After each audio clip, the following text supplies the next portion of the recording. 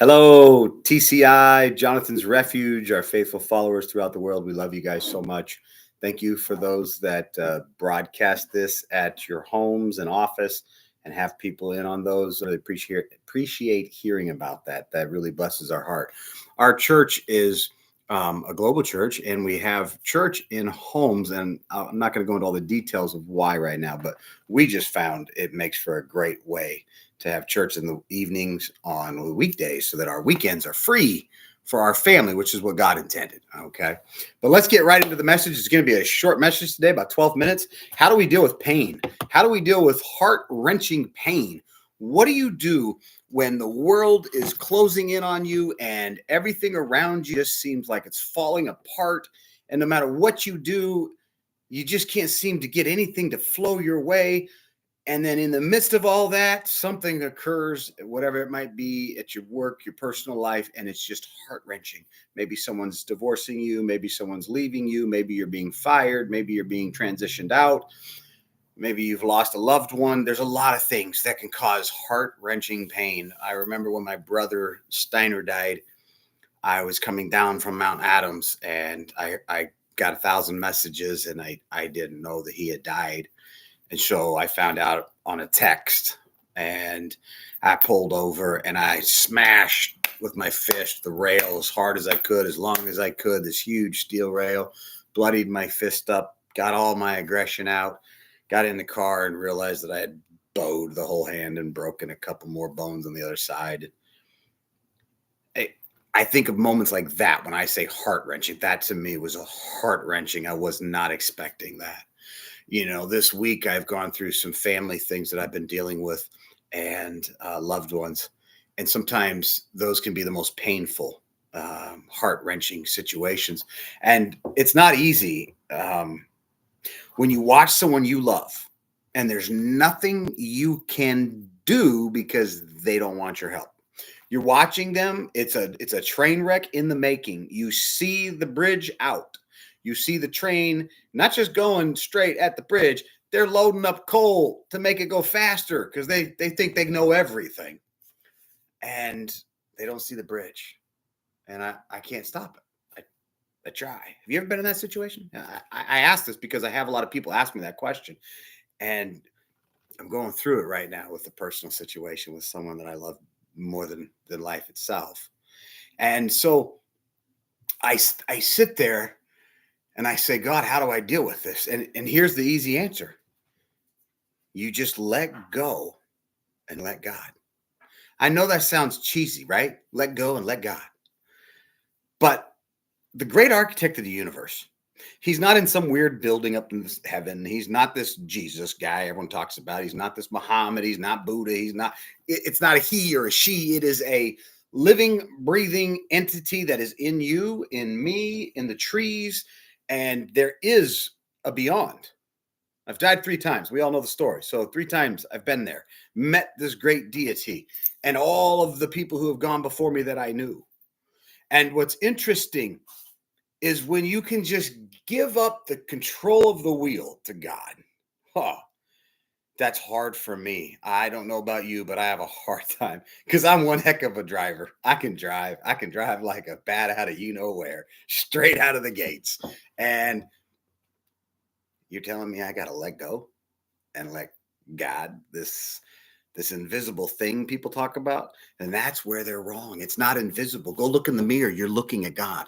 Yes, I just said it. You are God. God is you. God is in you. You are one with God, and so is every other person on this planet and has ever come before. The great cloud of witnesses. It's a great consciousness. That's why sometimes you feel like, man, I feel my mom with me right now. I just can feel her talking to me. I can feel that.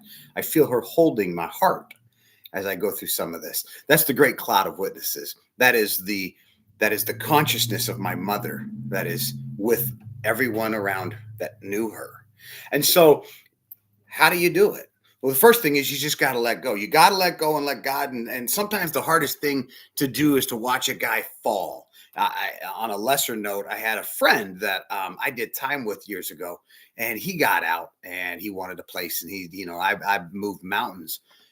And it all fell apart. And the guy unfortunately had to be, let go of out of our program because he was breaking the rules.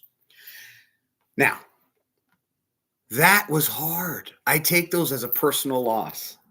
But see, I also have to stop. One of my pastors, our director, who is the senior pastor for our prison ministries in the state of Washington, Pastor George, Pretty Boy George, as I call him, Pastor George called me and he says, "Brother, you can't take the blame on all these." And I said, "It's okay. I'm not taking the blame." And he goes, "It kind of sounds like you are." And I said, "No, I just take it personal. I really want to see every person succeed, even people I might not like. I want them to succeed." And so it makes it hard.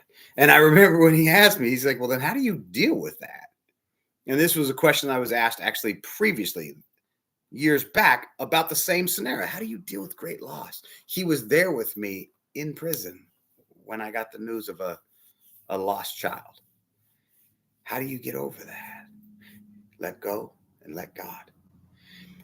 It's not easy. And that's where the word faith comes in. You got to walk with faith. You got to talk with faith. You might question it even, going, "I don't know. I don't see the bridge." And you're telling me it's going to be there? Yes, sir. It will be there. I promise you. I give you my word. God is never early. God is never late. God is always on time.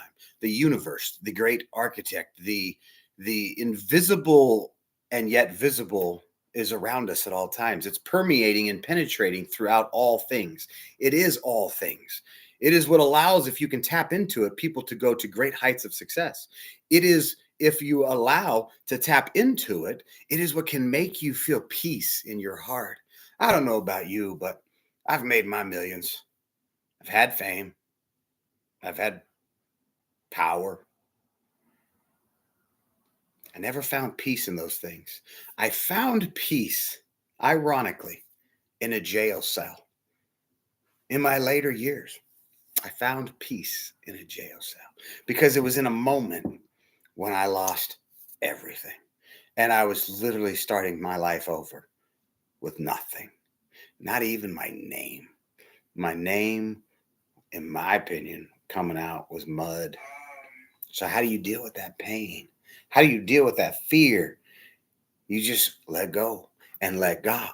You see, now you can't just go, "I let go, God's got it." That don't work. People do this. Trust me. I grew up in the Pentecostal church. I'm not Pentecostal. I grew up in a Pentecostal church.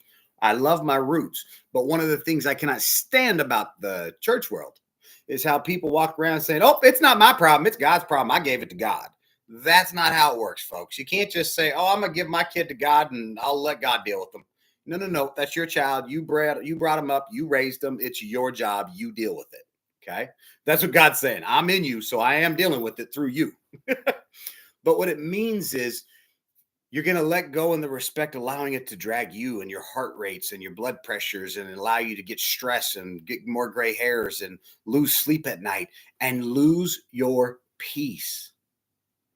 For those that have been on parole before, or as we call it nowadays, on paper, there's this fear when you're on paper or on parole that at any day, for any reason that they want, they can yank you in. And if people that say, "Well, that doesn't happen," then you have no clue. I can show you one episode after another where guys are yanked back in for no bloody reason. And they're in there sometimes for days, sometimes for weeks. And then they're like, "Oh, yeah, that wasn't you. Sorry, man. Really, really apologize about that." Yet they destroy their life for weeks. And then they got to come back out and start all over again. They lost their job. They lost their housing. And there's no peace in that. And that's something at Jonathan's Refuge that we instill in the men is, if you want to program, meaning if you want to follow the rules of the program at Jonathan's Refuge, you will find peace. "Yea, though I walk through the valley of the shadow of death, I shall fear no evil, for thou art with me. Thy rod and thy staff, they comfort me. Thou preparest the table before me in the presence of my enemies. Yea, though I walk through the valley of the shadow of death, I will fear no evil." Listen to those words. I've repeated them twice. It's important.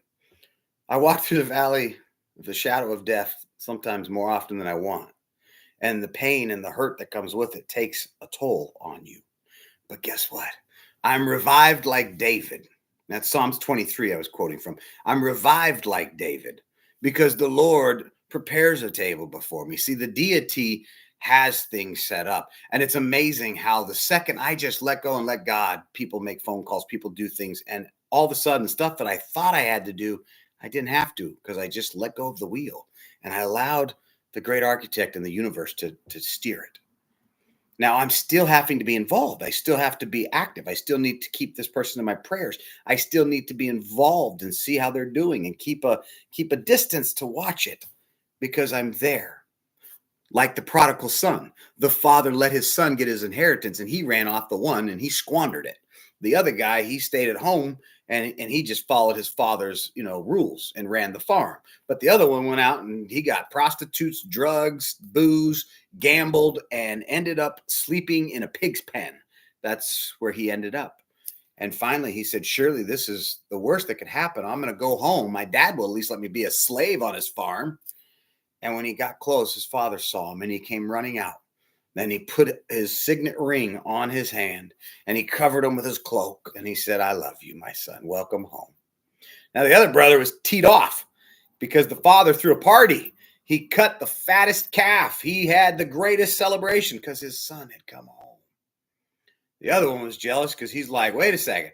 I never did any of the bad things that he did. So why didn't you give me the party? And it's real simple. If you wanted one, you could have had one. I'd have celebrated your life and what you do and your obedience. You see, so often we're so focused on what everyone else around us is getting. Well, that guy's kid's better. Or that guy's wife's better. That guy's husband's better. They're better. That house is nicer. That job's going to be better. If I lived in that state, shut up. Stop it. You are where you're at. And in some respects, maybe you can't even change that right now. And if you can, maybe it takes a little while. But here's what you can change: your mindset, your attitude, and your outlook on your situation. Start speaking those things that aren't as though they were. Being positive is not all you got to do. That's just the start. Speaking positive is the beginning. Then you got to walk out that positive talk and you got to put your foot in front of the other. So I love you guys. I want you to go out there and practice this concept of having faith in something you can't see and you don't understand.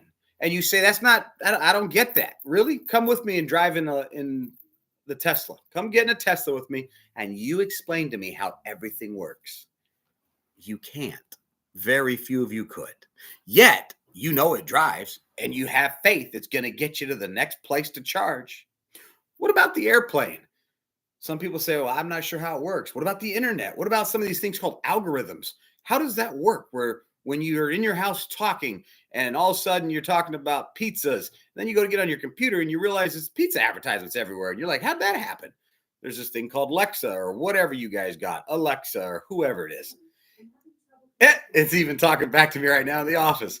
And so you got this algorithm that does all these things. Do you understand it? I don't. But do I know it works? Absolutely. I know it works because I have faith it's going to happen. I've done it once. It'll work again. I have faith, but I can't explain it. What if you're driving from here to New York, from Seattle to New York? You're going to take Highway 90. When you leave Seattle, you've never left the state of Washington your entire life. The furthest you've gone is to Spokane on the I-90. How do you even know the I-90 gets you to New York? Well, I saw it in the map. Okay. Well, I wrote in the book that you're going to heaven. Woo! You don't believe that? Well, the map says it's there. How do you know it's there? You don't. You get in your car and you have faith that the road is still there. You have faith that the last printing of that map, that it hasn't fallen in, that the bridges haven't collapsed, that the road hasn't eroded, that the government didn't reroute it and call it a different highway in some other state. You have faith. So what you do is you start driving with your lights. It's nighttime, right? And you can only see maybe 500 feet in front of you. But how do you know the road's up ahead 1,000 feet is still there? You don't. But you have faith. And you can only see a few feet in front of you at a time. And you just keep moving. And you keep putting one foot in front of the other. And you stay positive. And you stay focused on your goals. And you make sure you're taking one day at a time. Tomorrow's not here. I got so much to do in my life. I don't have time. I'm just like yanked. And I got 3 calls going at one time. And people and assistants and all this stuff. And the chaos. And yet, I managed to just keep putting one foot in front of the other.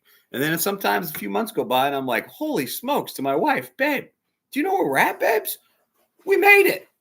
Have you checked the numbers? We did it. Oh, my Lord. Because you're just so focused on living in the moment and not worrying about what's coming down the road.